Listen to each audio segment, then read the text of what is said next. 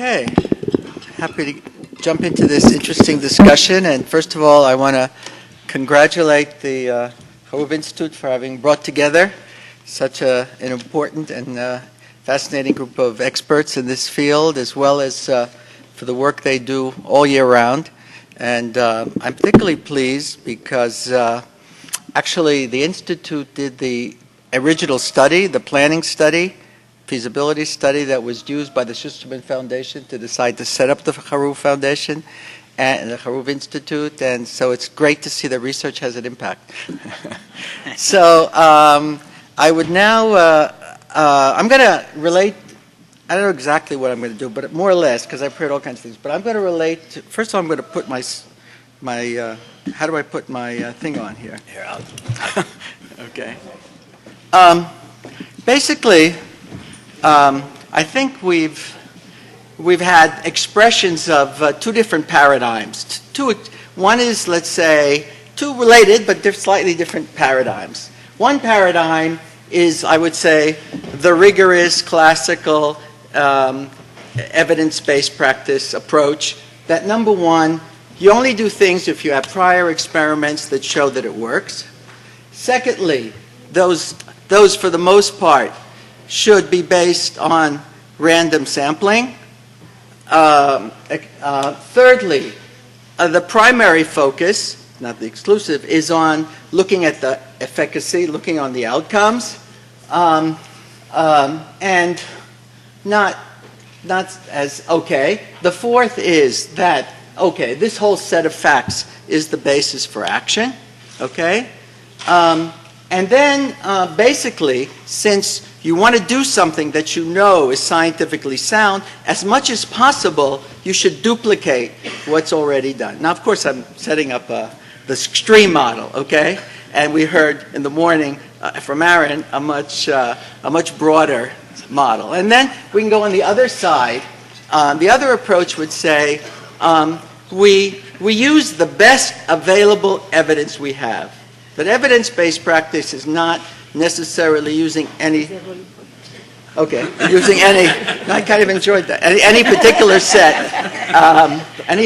set of evidence, but it's an approach that says that we'll use the best available evidence, whatever it happens to be and as much as it happens to be.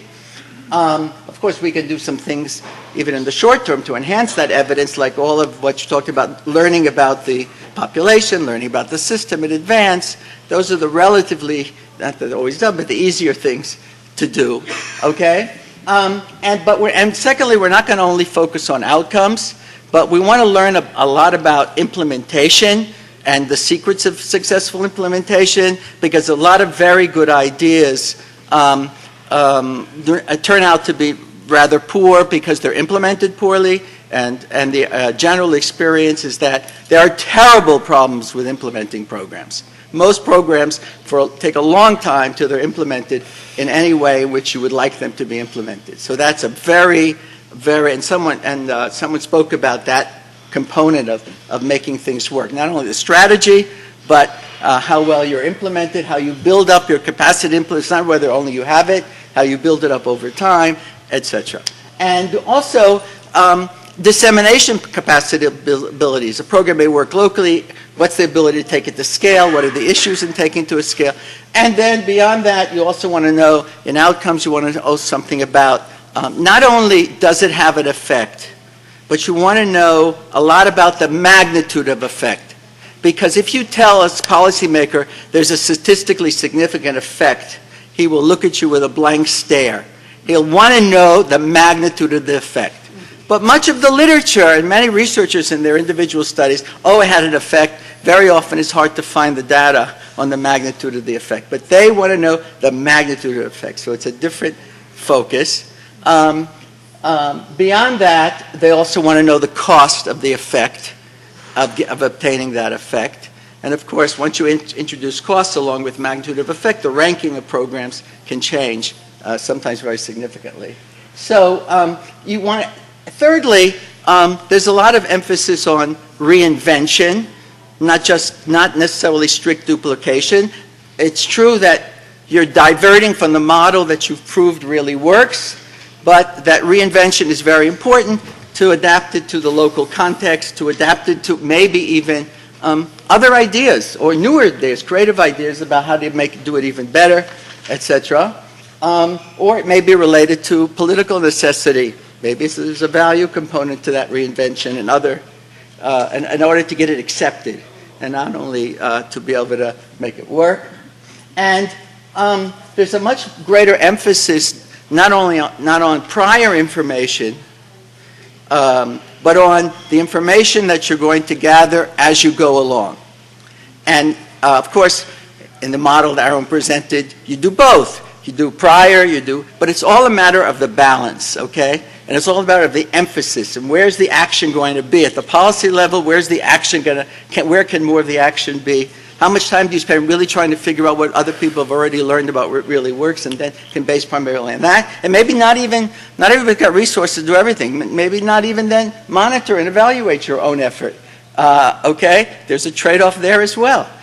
And then in some cases, maybe we should be, I think it's not a new idea, that some of this use of evidence of other people is to avoid the many obstacles and costs of doing your own evaluation every time you start a new initiative. Okay, so, but at the national policy level, I think that would be almost, for example, totally unacceptable, that you would just rely on the fact that this worked in some other country and not want to see how it worked in your own country. So the emphasis on the ongoing accumulation of evidence while acting, and a lot of legitimacy of reinventing as you go along.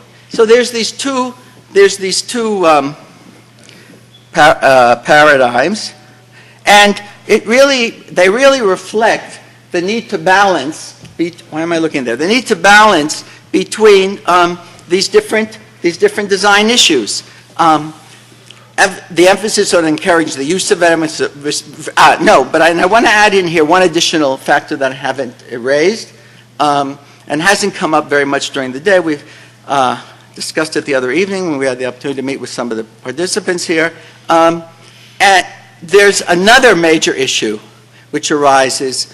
It can arise at the local level, it arises at the national level, with this whole evidence thrust, and that is, to what extent are we encouraging people to use more evidence?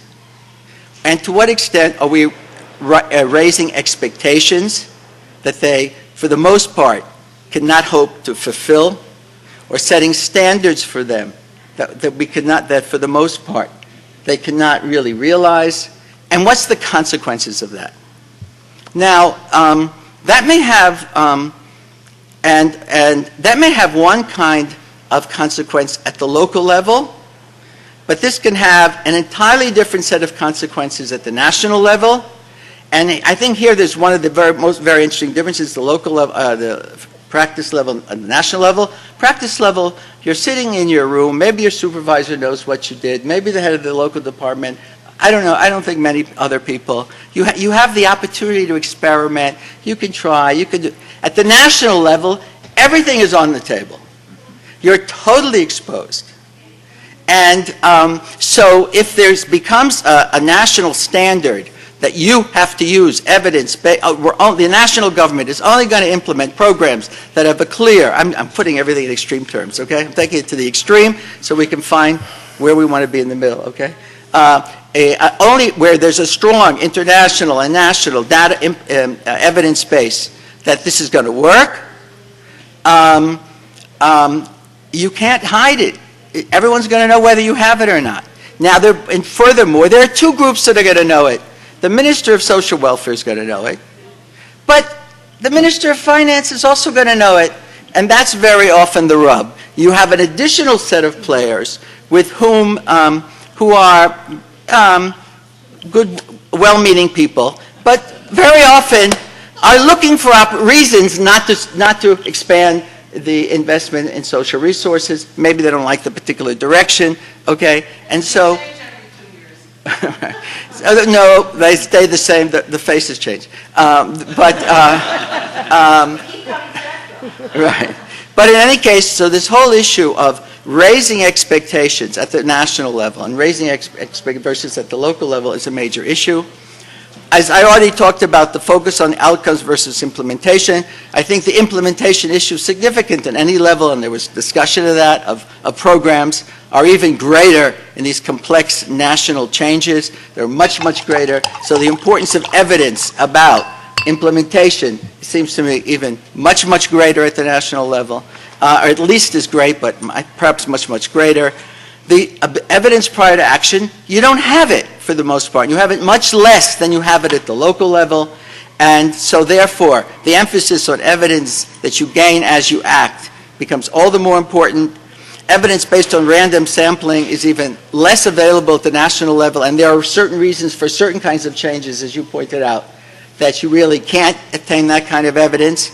In the welfare to work experiment that we did, that was part of the reason for not doing random sampling. There was a big debate about it versus other forms of evidence. And so basically my basic point is that the national policies level is very different. Every level needs to strike a balance between these kinds of considerations, but the balance that we probably strike needs to be more on the right-hand side versus the left-hand side, and we need to think, how do we promote this agenda while at the same time taking into account these differences? There's one thing I think, though, we can all agree about at all levels. We need a better policy depends on strengthening the evidence base. We need a better evidence base. And beyond that, I think one of the most important developments in Israel, if we talk about, I kind of contrast two things. There's something in the middle, the prior and inaction. But what is happening more and more, and it's happening in Israel now, that you first make a decision that you want to move in a direction, but you do an experimental phase. You do introduce it first in one area, two areas, do it a more structured experiment, whatever it may be. There's more and more providing that learning space, but you have to do most of the convincing before you get to that stage, or else you won't even be able to do the experiment at any significant level. There can be little local things sometimes. And so there's this, and I think encouraging more and more to have this learning phase before you go national, which also enables you not just to test the idea. I believe that a lot of the role of experimentation, how much time do I have left? I'm finished? 15 minutes? I'm going to not take 15 minutes. That a lot of the... 15 minutes total. אני גומר תכף. I'm already finishing. That a lot of the... what was I going to say? That a lot of the role of experimentation is not just to find out if it works, but it's to find out how to do it right. Just like I believe a lot of the role of evaluation is to help make good ideas work, and not only just to test if it's a good idea. And so I think there is more and more there is more and more importance in the absence of prior evidence of a broader nature. And the final thing is, okay, what if you have no international evidence? What if you have no experimental evidence? Then we said the practitioners, what do? They can fall back on their practice experience, right? They've been experimenting all their lives, okay? And they've learned some things from those experiments. So there's their cumulative practice experience that some of the people sitting in the room emphasized a lot during the day. They have something to fall back on. The policymakers, they with many of the components of the reforms, and I'll just throw on one more slide. All the things. Here's all the things wasn't going to tell you. I'm not going to tell you. But if we talk about, what are we talking about when we talk about these national forms in child welfare? We're talking about really a set of principles that kind of, this is exactly the approach we heard earlier, whether you look at programs or you look at shared principles. These are the kinds of shared principles that characterize a lot of the different reforms that are going on and the ones recently decided about. And so they don't have an evidence base in the literature of any significance about whether these principles really have an impact or what kind of an impact, and et cetera, in a cost-effective cost-effective. So what can they rely on? They don't have their experience. They haven't been doing it on their own all along. What they rely on primarily, in my opinion, is, aside from their own common sense, the experience of other countries. But the experience of other countries, not randomized trials in other countries, but they look around to other countries, and they look around to see where in public opinion or in the general opinion other countries, people seem to think, well, that's an interesting model. They seem to be doing interesting things.